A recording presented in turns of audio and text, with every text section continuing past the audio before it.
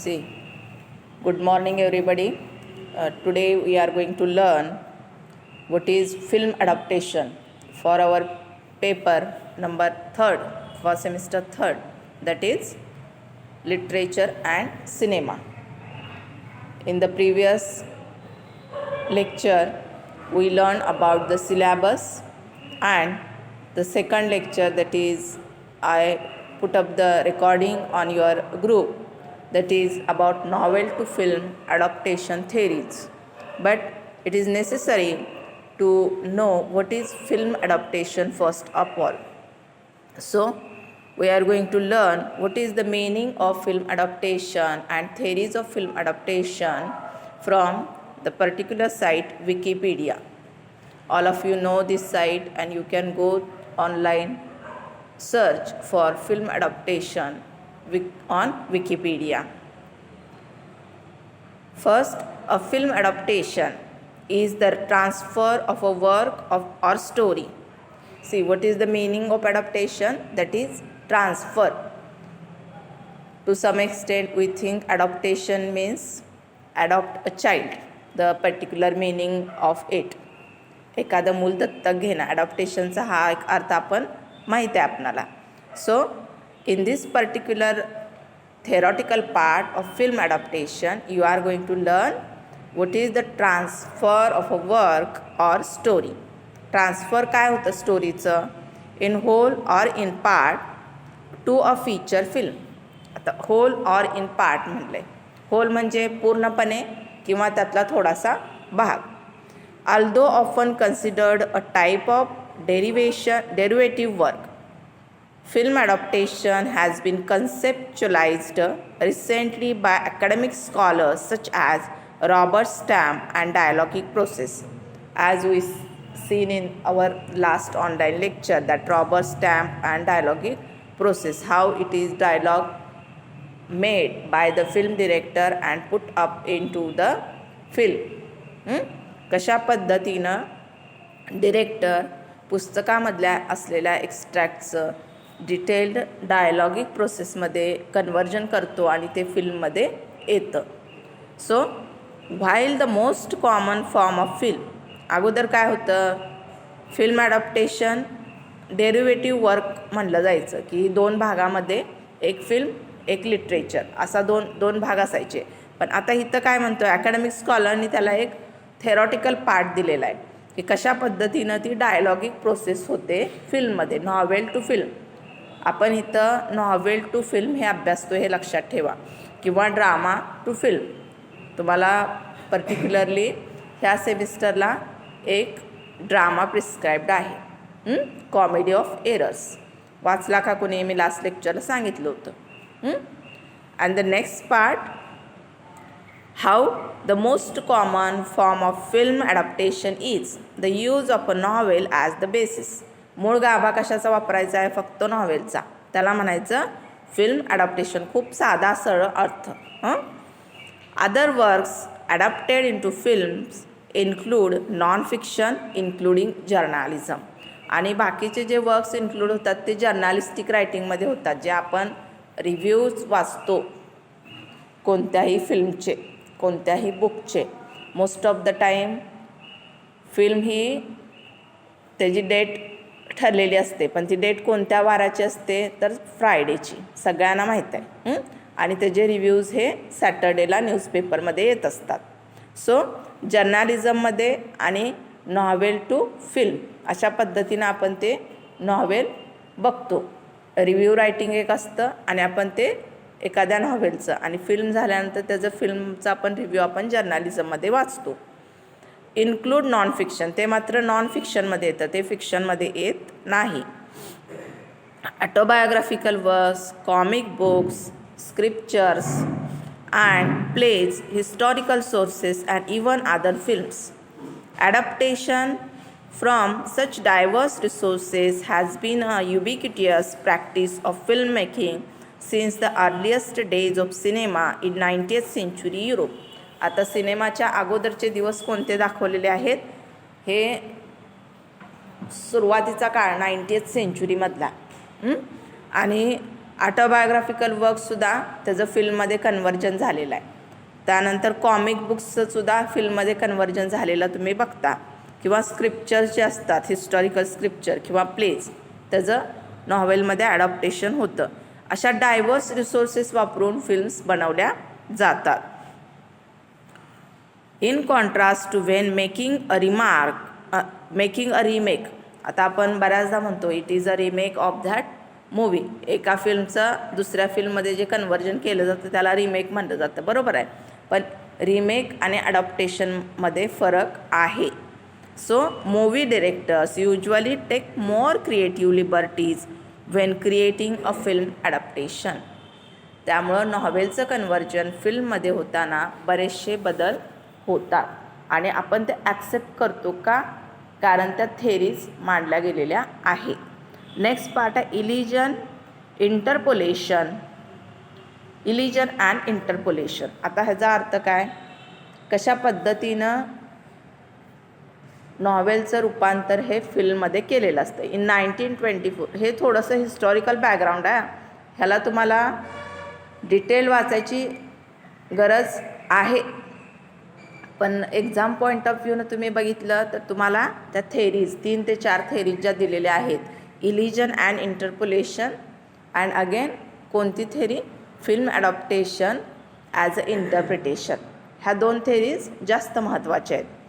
Again in 1924 Erich von Stroheim attempted a literal adaptation of Frank Norris's novel McTeague with his film Greed. The resulting film was 9.5 hours long. तर काय झालं बघा, सुरुवातीला जे adaptation केलं ती 9.5 तासाची फिल्म झाली. सगळंच त्या फिल्म डिरेक्टरनं नॉव्हेलमधून फिल्ममध्ये आणण्याचा प्रयत्न केला. And was cut to 4 hours at studio insistence. आणि परत ती 4 तासापर्यंत कट करत आणली. It was then cut again without Stroheim's input. आता स्ट्रॉमहेमची ही कशा पद्धतीनं ॲडॉप्टेशन त्यानं केलं होतं आणि त्याचं कन्सेंट न घेता ती परत कट केली गेली टू अराउंड 2 hours. 2 तासामध्ये ते पूर्ण नॉव्हेल ते बसवलं फिल्ममध्ये. The end result was a film that was largely incoherent. त्याचा कशात परिणाम झाला, त्यामध्ये कोहेरन्सी, एक संगता जी म्हणतो आपण, फिल्म बघितल्यानंतर आपल्याला जी समजते ती कोहेरन्सी त्यामध्ये राहिली नाही. Since that time few directors have attempted to put everything in a novel into a film. मग तिथून मात्र सगळ्याच डिरेक्टरने प्रयत्न केला की नॉव्हेलमधल्या सगळ्याच गोष्टी फिल्ममध्ये आल्या पाहिजेत. Therefore elision is all about essential, म्हणजे कट करणं आणि एकसंगता आणणं हे तेव्हापासून महत्त्वाचं ठरलं. In some cases film adaptations also interpolate scenes or invent characters. बऱ्याचदा काय होतं, बरेचसे वेगळे सीन त्यामध्ये इंट्रोड्यूस केले जातात आणि कॅरेक्टर्स इंट्रोड्यूस केले जातात. का, to make it complete, to understand properly. व्यवस्थित समजण्यासाठी बरेचसे डायलॉग्स, बरेचसे कॅरेक्टर्स नसले तरी त्यामध्ये आणले जातात. This is especially true when a novel is a part of a literary saga. हे कधी घडतं, खरंच नॉव्हेल हा लिटरेचरमधला खूप महत्त्वाचा भाग आहे म्हणून घडतं. Incidents or quotations from later or earlier novels will be inserted into a single film. अगोदरच्या नॉव्हेलमधले, नंतरच्या नॉव्हेलमधले डायलॉग्स किंवा बरेचसे काय म्हणूया आपण की इथं इन्सिडंट्स, कोटेशन्स वापरल्या जातात एका सिंगल फिल्ममध्ये. Additionally and far more controversially film makers will invent new characters or create stories that were not present in the source material at all. बऱ्याचदा असं होतं, सोर्स मटेरियलमध्ये म्हणजे ॲक्च्युअल नॉव्हेलमध्ये नसलेल्या गोष्टी त्या फिल्ममध्ये आणल्या जातात आणि त्याला त्या नॉव्हेलचं फिल्म ॲडॉप्टेशनही म्हणलं जातं. मग ह्या कॉन्ट्रावर्सीज कशामुळे होतात, तर ह्या इलिजनमुळे होतात. Additionally, and far more controversially, filmmakers will invent new characters or create stories that were not present in the source material at all. Given the anticipated audience for a film, the screenwriter, director, or movie studio may wish to increase character time or to invent new characters. बऱ्याचदा असं होतं की director, movie writer कशा पद्धतीनं त्या movies include केल्या जातात, कशामध्ये इन्व्हेंट केल्या जातात, कशामध्ये तर त्या फिल्ममध्ये. फॉर एक्झाम्पल इथं एक्झाम्पल दिलं आहे William J Kennedy's Pulitzer Prize winning novel Ironweed included a short appearance by a prostitute named Helen. Because the film studio anticipated a female audience for the film and had Meryl Streep for the role, Helen became a significant part of the film. आता इथं एक example दिलं आहे Pulitzer price जिंकलेल्या एका रायटरचं आणि winning novel कोणती आहे आयर्न वीट, की कशा पद्धतीनं एक प्रॉस्टिट्यूटचं त्यामध्ये एंट्री दाखवलेली आहे आणि रोल हा मेरिली स्ट्रीप नावाच्या कॅरेक्टरने तो हेलनचा रोल केलेला आहे. Helen became a significant part of the film. बऱ्याचदा बघता तुम्ही it is focused only on that particular काय म्हणूया कॅरेक्टर, हिरो ऑर हिरोईन. आता उदाहरण घ्यायचं म्हणलं तर one of the best example that is the horror movies. There is only focus on that particular भूत बंगला. बरोबर आहे, त्या भूत बंगल्यावरती पर्टिक्युलर फोकस. तिथं कॅरेक्टर्स मॅटर करत नाही, बऱ्याचदा ते सेटिंग मॅटर करतं. Setting is the main part of that movie. की वातावरण निर्मिती जी केली जाते फक्त त्या सेटिंगमुळं केली जाते. कॅरेक्टर केव्हा महत्त्वाचा होतो ज्यावेळेस त्या कॅरेक्टरला पर्टिक्युलरली फोकस केलं जातं त्यावेळेस. येतं आहे लक्षात. सो ह्यामध्ये तुम्ही 3 पार्ट शिकताय. कोणकोणते? फर्स्ट आहे की इलिजन अँड इंटरपोलेशन. सेकंड पार्ट कशाचा दिलेला आहे? ॲडॉप्टेशन, इंटरप्रिटेशन ॲज ॲडॉप्टेशन. आता इथं ह्याच्यामध्ये इंटरपोलेशन काय झालेलं आहे? फिमेल ऑडियन्सला फोकस करण्यासाठी हेलनचं कॅरेक्टर ह्यामध्ये घेतलेलं आहे.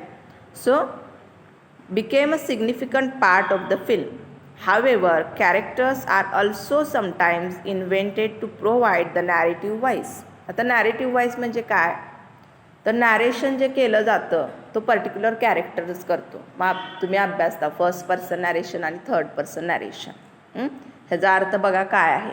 फर्स्ट पर्सन नॅरेशन म्हणजे काय? मी स्वतः नॅरेट करतो आहे स्वतःबद्दल किंवा समोरच्या घटनांबद्दल. आणि थर्ड पर्सन म्हणजे काय? मी इथं बसले, तुमचा माझ्याशी काही संबंध नाही आणि मी तुमच्याबद्दल सांगते. थर्ड इथं अशी घटना घडलेल्या घटनांबद्दल सांगितलं जाणं म्हणजे थर्ड पर्सन नॅरेशन, ज्यामध्ये ती व्यक्ती स्वतः इन्व्हॉल्व नसते. So here we can understand however the characters are also sometimes invented to provide the narrative voice. Characters invent केले जातात फिल्म ॲडॉप्टेशन केल्यानंतर, फिल्ममध्ये एखादी नॉवेल कन्वर्ट केल्यानंतर. हा झाला भाग इलिजन अँड इंटरपोलेशनचा. आता इलिजनचा पर्टिक्युलरली अर्थ काय आहे ह्यामध्ये दिला आहे तो बघूया आपण directly. What is the meaning? Accusative or singular. Accusative or singular. आणि प्लुरल्स इलिजन्स काय अर्थ आहे? The deliberate omission of something. And इंटरपोलेशनचा अर्थ काय माहीत? त्याच्या अपोजिट. बऱ्याचशा गोष्टी ह्या त्यामध्ये इन्सर्ट केलेल्या असतात आणि बऱ्याचशा गोष्टी ह्या ओमिट केलेल्या असतात. ओमिशन म्हणजे डिलीट केलेल्या असतात. समजला इलिजनचा अर्थ? इलिजन अँड इंटरपोलेशन. नेक्स्ट पार्ट आहे इंटरप्रिटेशन ॲज ॲडॉप्टेशन.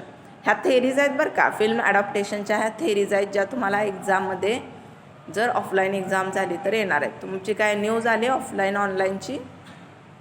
ओके, तर तुम्हाला एक्झाममध्ये ह्या थेरीज लिहिता आल्या पाहिजेत. आणि जरी ऑनलाईन एक्झाम झाली तरी you must know as a theoretical part what are the film adaptation theories for your further studies. आता नेक्स्ट पार्ट बघा, interpretation as adaptation. There have been several notable cases of massive inventive adaptation, including the Roland Joffe adaptation of The Scarlet Letter, with explicit sex between Hester Prynne and the minister and Native American obscene puns into a major character and a film's villain. आता ह्यामध्ये Scarlett लेटरचं film ॲडॉप्टेशन कशा पद्धतीनं झालेलं आहे हे सांगितलं आहे. मग आता इंटरप्रिटेशन ॲज ॲडॉप्टेशन कसं म्हणलेलं आहे, why it is called so. जेव्हा एखादी मूवी ॲडॅप्ट होते, नॉवेल ॲडॅप्ट होते फिल्ममध्ये, येते का लक्षात बघा. Why it is called as a interpretation. Again we can take example. आपण जर उदाहरण घ्यायचं म्हटलं तर काय उदाहरण, the simple example which is prescribed for you, that is 3 Idiots. Is it a 3 Idiots only adapted movie from the 5 Point Someone? All of us know this is the well-known example of film adaptation. Novel to film. 5 Point Someone is converted into the film as a 3 Idiots. Do you get the meaning? What is the meaning of interpretation? Is it only adaptation or is it an interpretation on the particular characters and the story and the social situations? येते का लक्षात बघा. What is the meaning of interpretation as adaptation? Adaptation ह्या शब्दाचा दुसरा अर्थ theoretically interpretation असा येतो. सो इथे एक्झाम्पल दिले, scarlet letter. The Charlie Kaufman and Donald Kaufman penned adaptation, credited as an adaptation of the novel The Orchid Thief, was an intentional satire and commentary on the process of film adaptation itself. आता इथं example दिले, adaptation ह्या शब्दाबद्दलच कशा पद्धतीनं टीका झालेली की काय, सटायर अँड कॉमेंट्री. इंटेन्शनल म्हणजे मुद्दाम, डेलिबरेटली केलेली टीका, त्याला म्हणायचं adaptation is interpretation. So all of those are cases of Nathaniel Hawthorne's point. आता हे पॉइंट ऑफ व्ह्यू वेगवेगळे दिलेले आहेत. The creators of the Gulliver's Travel miniseries interpolated a sanity trial to reflect the ongoing scholarly debate over whether or not Gulliver himself is sane at the conclusion of book 4th. In those cases, adaptation is a form of criticism and recreation as well as translation. आता 2 भाग बघा यातल्या. इथं Gulliver's ट्रॅव्हलचं example दिलेलं आहे. All of you know what is the novel Gulliver's travel? Yes or no? See what is Gulliver's travels. तुम्ही एक Hindi movie आहे, त्याचं ॲडॅप्टेशन झालेलं आहे. बऱ्याचशा मूवीजमध्ये गलिवर्स ट्रॅव्हल इंग्लिश मूवी पण अवेलेबल आहे. जमम तरम ममम तरम म्हणून एक मूवी आहे, तुम्ही बघितली आहे का? ती मूवी गलिवर्स ट्रॅव्हलचं ॲडॅप्टेशन आहे. हे लक्षात घ्या. हा सेकंड पार्ट आहे, ॲडॅप्टेशन ॲज अ इंटरप्रिटेशन शिकण्याचा थेरॉटिकली. मग ती तर एक्झाम्पल बघितली तरच तुमच्या ते लक्षात येणार आहे. येते का लक्षात? ॲज अ नेक्स्ट पार्ट आपण नेक्स्ट लेक्चरला बघूया. Okay, thank you.